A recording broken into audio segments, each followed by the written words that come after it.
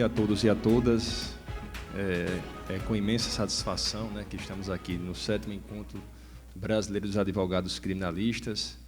Gostaria, nesse momento, de fazer uma saudação especial a todos que se encontram aqui presentes e aqueles que acompanham as palestras pela Rede Mundial de Computadores. E uma saudação mais que especial ao nosso presidente da Abracrim, eleito de forma unânime, Elias Matarassade, ao nosso presidente da Associação dos Advogados Criminalistas de Alagoas, nosso amigo Tiago Pinheiro, nosso comitê gestor formado por advogados combativos, Hugo Trauzola e Adraildo Calado, e, por fim, e mais importante do ponto de vista pessoal, minha esposa, que funciona como meu alicerce e sempre me acompanha em todos os lugares em que eu estou presente. A palestra desse momento será proferida por Jader Marques, presidente da Abracrim do Rio Grande do Sul, e terá como tema a paridade de armas no processo penal. Eu passo agora, nesse momento, a palavra ao palestrante, cujo tempo limite é de 20 minutos.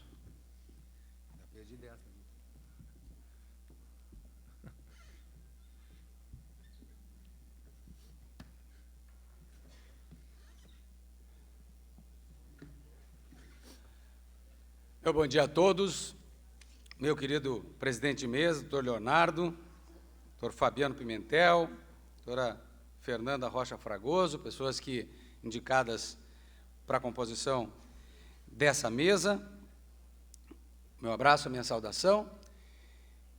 Eu queria, de uma maneira muito especial, deixar aqui o registro da minha enorme satisfação, da minha alegria de ter recebido um telefonema, há bastante tempo já, do nosso comandante, nosso presidente Elias Matarassade. E é importante que eu registre isso aqui, porque assim ele fez com muitos de nós. Eu estou contando aqui, quem sabe, a história de um telefonema que o doutor Elias deu para muitas pessoas que estão aqui nesse auditório hoje, dizendo que era o tempo, era o momento de nós voltarmos à nossa união, à nossa organização como entidade, para lutar, agora de uma maneira diferente. Como sempre fizemos na luta pelos nossos clientes, pelos direitos dos nossos assistidos, agora era diferente. Nós precisávamos voltar ao campo de batalha unidos para lutarmos, desta vez, pelos nossos próprios direitos. Esse telefonema que recebi e que tive a satisfação de aceitar o convite, tenho certeza que fez a muitos de vocês, e foi assim, um por um, de maneira individual, de maneira afetiva, de maneira delicada, como é o jeito de Elias Matarassade, que tijolinho por tijolinho ele conseguiu construir o que nós estamos vendo hoje. Então, para saudar esta figura ao mesmo tempo alegre, bem-humorada, feliz em todos os momentos, e a agressiva, combativa, que é Elias Matarassade, eu quero aqui, de público, em meu nome, em nome da Delegação do Rio Grande do Sul, mas tenho certeza, em nome de todas as pessoas que estão aqui presentes, dizer um muito obrigado ao Elias, e que continue sendo este bastão, né, este farol a nos guiar por este caminho, que certamente será um caminho de muita luta, mas será também, com certeza, um caminho de muitas conquistas. Quando a gente tinha que definir os temas aqui para as conferências e me tocou essa questão da paridade de armas, me ocorreu de selecionar alguma doutrina importante, pensadores do direito que nos trouxessem, ou que eu pudesse trazer as posições desse ou daquele, alguns julgados, algumas emendas, e, na verdade, eu quero lhes confessar que não é o tempo desse tipo de fala. E também não sou eu a pessoa indicada para esse tipo de discurso. Eu vim aqui fazer uma reclamação, eu vim aqui fazer um desabafo, e tenho certeza que falo em nome de muitos. A paridade de armas, ela, na verdade, no processo penal, é um projeto, é uma aspiração, é algo que nós todos queremos, é algo que nós todos sabemos que temos direito, é algo que nós todos sabemos que deveria ser a busca de todos os nossos parceiros na luta processual, que deveriam ser os nossos companheiros de trabalho, mas que na verdade é uma ilusão.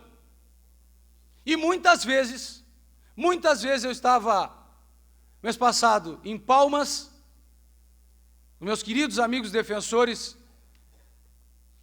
do Tocantins, e nós discutíamos isso, porque a Defensoria passa muito por isso, e quero saudar aqui Marta Zanck, representante da ANADEP nesse evento. Nós, muitas vezes, chancelamos como verdadeiros fantoches, como os verdadeiros espantalhos de mentira, as maiores atrocidades que são cometidas contra os nossos clientes. Nós estamos ali simplesmente para figurar como peça decorativa de um processo simplesmente formal. E nós colocamos a nossa assinatura em termos como se nós tivéssemos efetivamente ali desempenhado o papel de defensores, o papel de advogados criminalistas. É muito triste quando o advogado criminalista, quando o defensor público figura no processo penal não como a voz de quem não tem voz, não como a voz de quem não tem vez, mas como uma assinatura que mantém uma pseudo-rigidez, uma pseudo-regularidade do procedimento. Já no inquérito policial, e aliás é no inquérito policial que muitas vezes se define a má sorte dos réus, porque, como bem diz o Auri, no processo penal brasileiro, na sistemática do processo penal brasileiro, quase tudo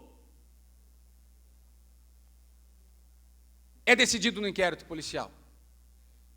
É dali, a partir daquela precária formação de um convencimento, que vai ser lá no futuro a base de uma condenação, é dali que sai quase tudo dentro de um processo, dentro de uma ação penal, que vai fazer esse conteúdo da ação penal. 2 policiais com um cidadão algemado chegam numa delegacia de polícia civil e narram o fato que vai ser depois reproduzido na sentença criminal, base para a condenação desse sujeito. E o que ele disser no inquérito policial, sem a presença da Defensoria Pública, sem a presença de um advogado criminalista, o que ele disser ao delegado de polícia, importa se é confissão, importa se é ruim para ele, mas não importa se é uma sólida tese defensiva, por exemplo, de negativa de autoria. Não importa, porque a palavra dos 2 policiais, agentes da lei,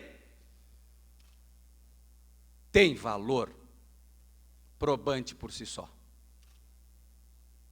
Agora, se ele falar o que a polícia quiser que ele fale, o que os agentes quiserem que ele fale, bom, então está completa aquela situação que desde Nicolau Emerich, no Manual dos Inquisidores, vem sendo a tônica do processo penal brasileiro, que é obter a confissão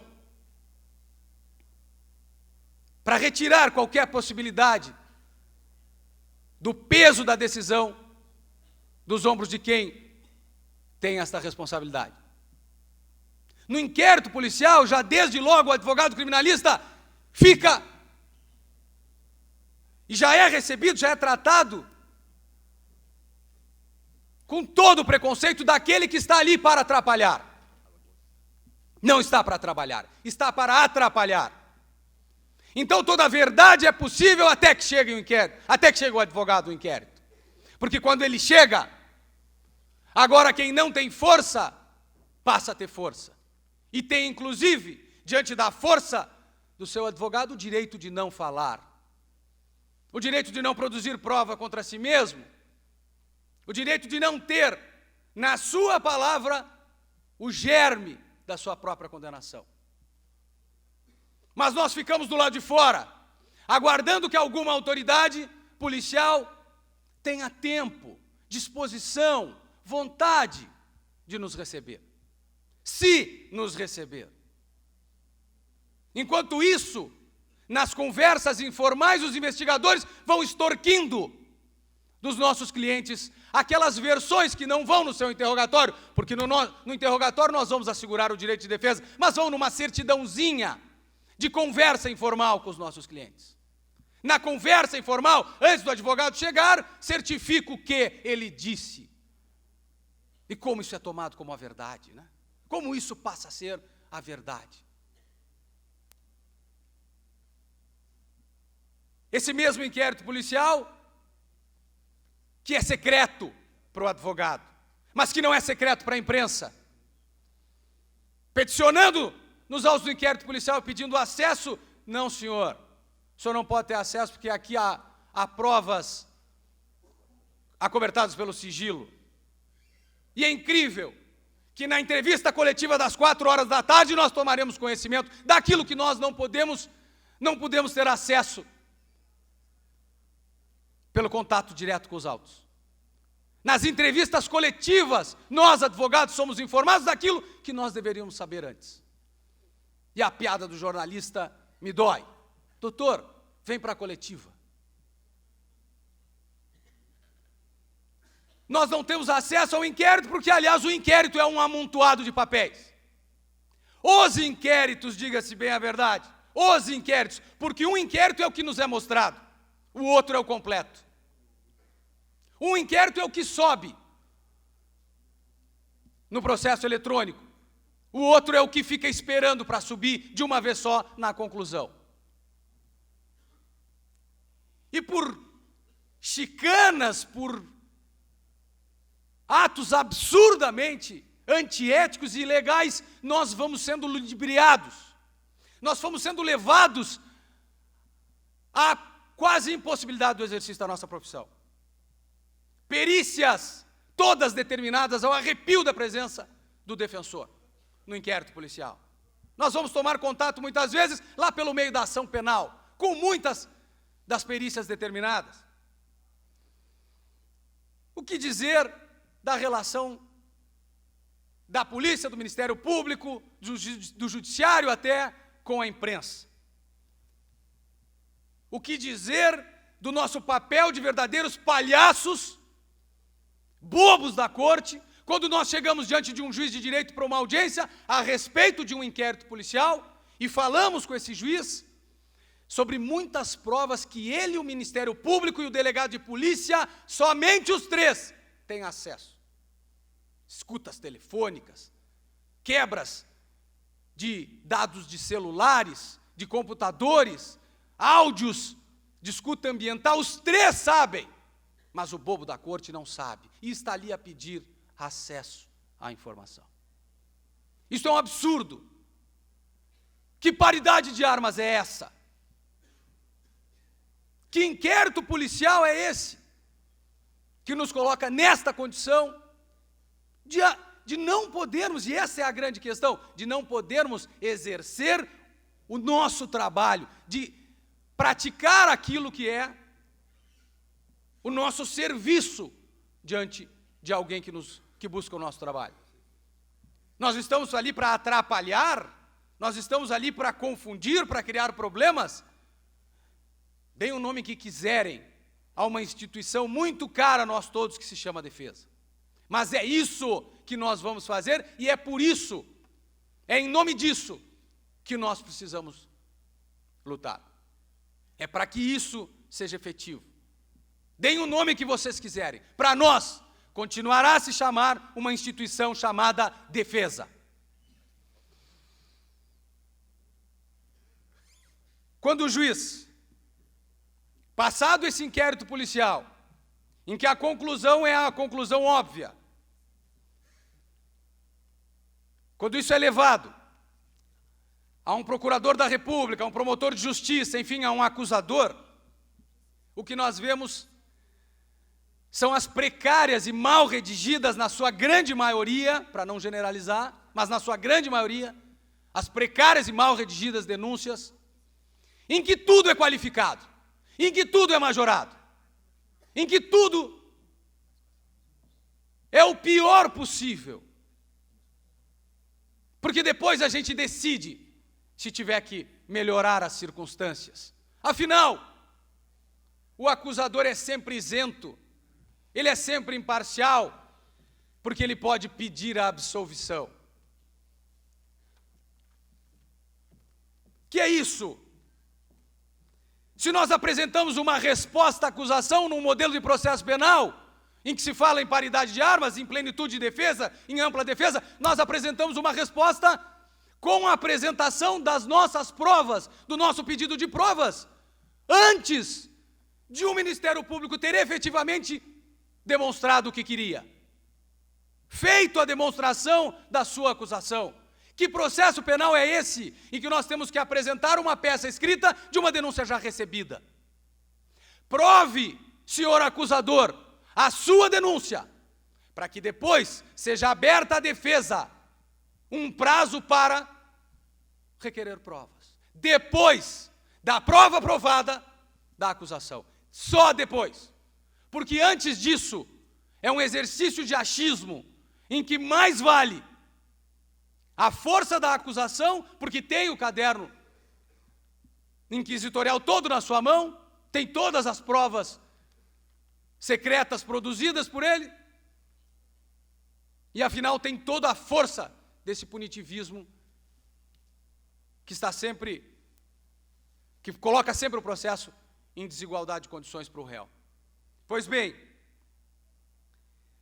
uma audiência no processo penal hoje é uma audiência que precisa ter juiz, que precisa ter promotor de justiça presente, de corpo presente. Nós precisamos da matéria orgânica humana, chamada promotor de justiça, da sala de audiência. Porque nós vamos estar lá, aliás, nós vamos estar lá no horário determinado. Porque se há uma coisa que nós fazemos é cumprir os horários, os dias, os prazos, nós fazemos isso. Mas quando não fazem isso, as outras autoridades do processo penal, não há problema, porque, aliás, este prazo para essas autoridades não prevê sanção. Mas nós queremos a presença de um Ministério Público de carne e osso na sala de audiência, porque quando ele não está presente, ele se faz presente nas perguntas de um juiz inquisidor. Quebrando, de novo, a paridade de armas, aliás, luta que fizemos na OAB do Rio Grande do Sul, luta que a Defensoria Pública faz de maneira conjunta, bonita, e que a gente sabe a dificuldade toda que temos, mas que o pessoal lá do Chile, lá no Chile, o Auri, o Jacinto e toda a turma que está lá, verificando um promotor de justiça sentado numa mesa idêntica àquela que está sentado o defensor, no mesmo tipo de cadeira e na mesma simbologia cênica, numa equidistância em relação a quem julga, a quem decide. Ora, porque nós temos essa diferença que, na verdade, como diz o velho advogado, é uma diferença de carpintaria, que coloca o juiz no alto, o promotor à direita de Deus Pai, e nós, muitas vezes numa classe, numa pequena cadeira, desconfortável, lá embaixo, em oposição ao Estado, em oposição aos jurados. Por que isso é tão necessário, dar-se a palavra a um procurador de justiça, a um procurador da República, depois da nossa sustentação oral nos tribunais? Por que esta proximidade tão feia simbolicamente, mas que simboliza exatamente essa disparidade? Nós lá, eles aqui. O Estado imparcial, o Estado acusador isento, o Estado aqui, a sociedade representada por estes homens de bem, e nós, os marginais, ao lado dos nossos clientes, e não se sabe quem somos nós e quem são eles, para uma sociedade desinformada, para a qual o exercício do direito de defesa é sinônimo de impunidade. Nós precisamos transformar, sim, a sala de audiência, os tribunais, o modo como as pessoas enxergam a advocacia dentro do processo penal. Eu tenho que terminar, mas eu não vou deixar de falar da República de Curitiba. Não posso deixar de falar. Porque se nós nos reuníamos antes para discutir a defesa das garantias dos nossos clientes, hoje, infelizmente, nós precisamos nos reunir para discutir as nossas garantias. O nosso direito de fazer a defesa das garantias, de fazer a defesa dos direitos das outras pessoas, porque nós não estamos fazendo isso. Gente, prisão preventiva, é disso que nós estamos falando, não é de delação premiada, é de prisão. Porque a delação premiada só existe em função da prisão. É a exacerbação do uso da prisão que dá ensejo a tudo isso. É a velha ameaça do calabouço que vem motivando toda essa série de transformações que nós vamos levar quantos anos para reverter isso que é a opinião pública. Mas a opinião pública que forma a opinião. Vocês já pensaram a força que esses atores globais, que os cantores, que os artistas, que a intelectualidade imbecilizada desse nosso país, ao fazer selfie com o juiz, que hoje representa o que de melhor existe em termos de judicatura nacional, vocês já pararam para pensar a força que isso tem sobre o senso comum? Nós levaremos muitos e muitos anos, e por isso, nenhum só dia nós podemos arredar dessa luta. A prisão, o uso exacerbado da prisão, com vistas à delação premiada. E olha como é atual Nicolau Eymerich. As manobras do inquisidor, e que lindo ver o Juarez falando ontem do crime de heresia. As manobras do inquisidor para obter do herege a confissão. E diz lá no Manual dos Inquisidores, se uma só testemunha existir para a acusação, então que se torture o acusado. Uso exacerbado da prisão preventiva, como forma de obter a delação. Agora, a sensação do momento, a condução coercitiva. Mas o que é isso? Juízes delinquentes. Mas o que é isso, senhores juízes delinquentes? Porque se é delinquente quem viola uma regra da lei penal, é delinquente sim quem viola uma garantia prevista no Código de Processo Penal, já dizia e já diz há muito tempo Elias Matarassade.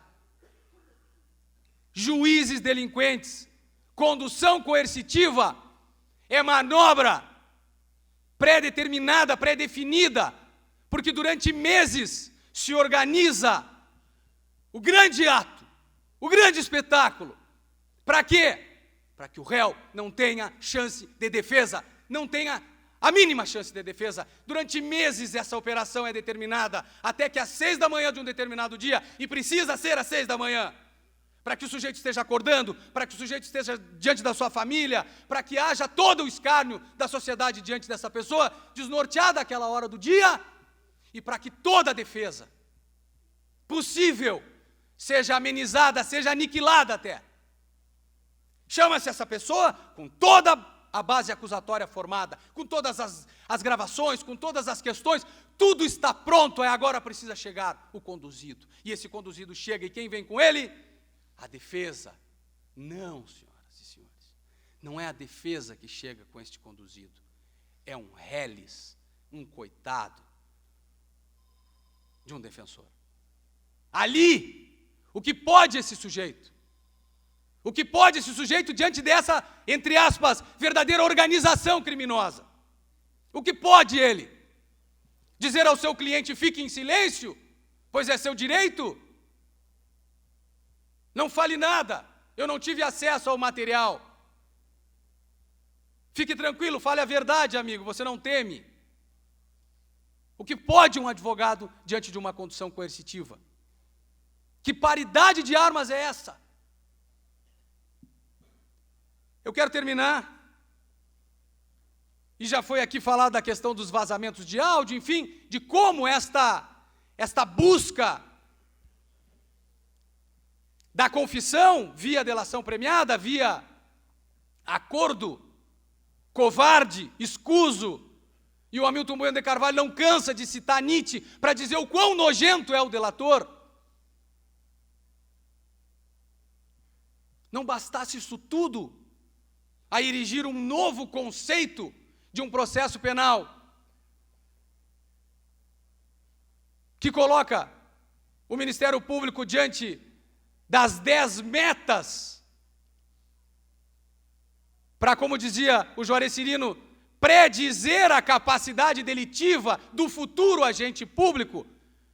Tem certeza, Juarez Cirino, que eles vão aos jardins de infância agora cadastrar os futuros delinquentes? Mas esse Ministério Público gigante, essa Polícia Federal gigante, nos delitos do chamado colarinho branco, gente, eu finalizo perguntando a vocês e deixando essa questão no ar, essa reflexão no ar, onde isso vai efetivamente surtir todos os seus reflexos? Onde isso vai ser o ponto mais grave desta crise toda? Lá embaixo, lá na camada de baixo. Porque quando a polícia civil, no pequeno crime, já comete, numa grande maioria de casos, um sem número de abusos, de atrocidades, o que dizer agora?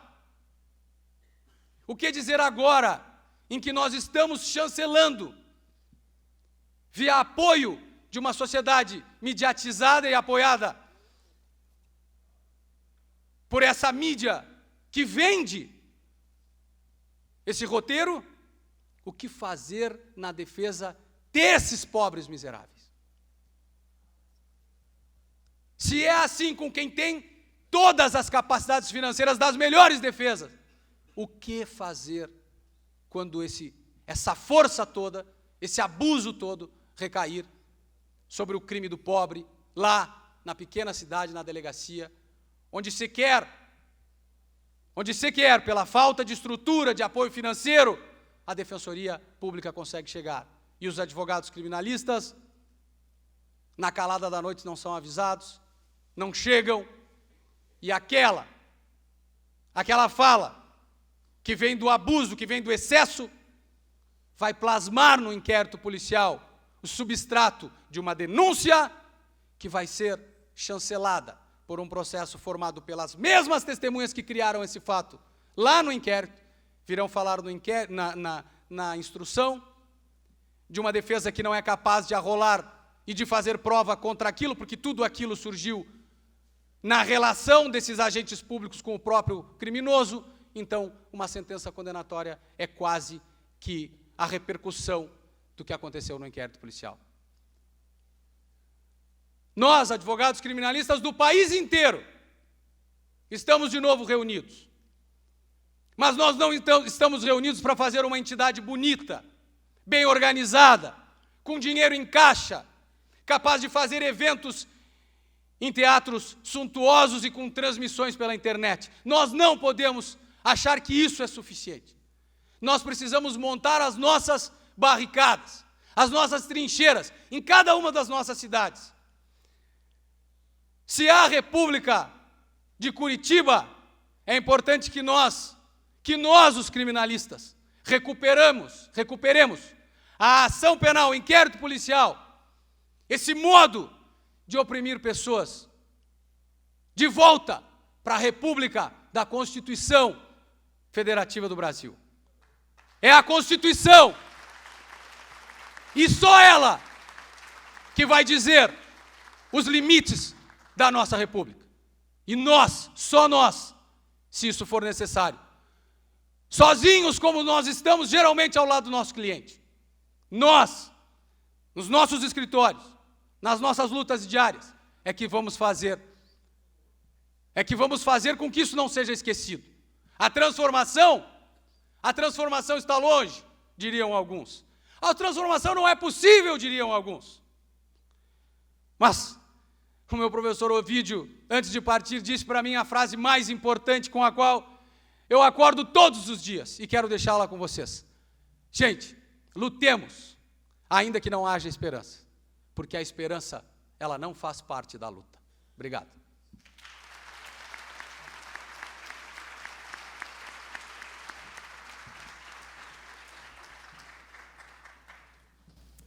Agradecemos a brilhante palestra do presidente da Abra aqui do Rio Grande do Sul, Jader Marques, e só um complemento à fala que o senhor deu. Eu lembro que, conversando com muitos colegas, é uma realidade que acontece muito no nosso estado. Lá, para conversar com o juiz, precisamos marcar a hora e também marcar dia certo. Significa o seguinte: se vamos conversar com o juiz na segunda-feira e na segunda-feira for feriado, significa que a conversa nossa vai ser adiada para mais 15 dias. E um outro exemplo, já baseado em suas belas palavras, é a posição do júri que acontece no nosso pobre Estado. A gente percebe que o Ministério Público ele fica ao lado do juiz e ao lado dos jurados. E a defesa fica lá distante, porque para a estrutura da justiça, o lugar da defesa é muito longe da justiça, né? Então, vamos agora encerrar o nosso painel e, antes disso, entregar uma singela homenagem ao nosso palestrante Jader Marques, que vai ser entregue por Fernanda Fragoso, do Rio de Janeiro.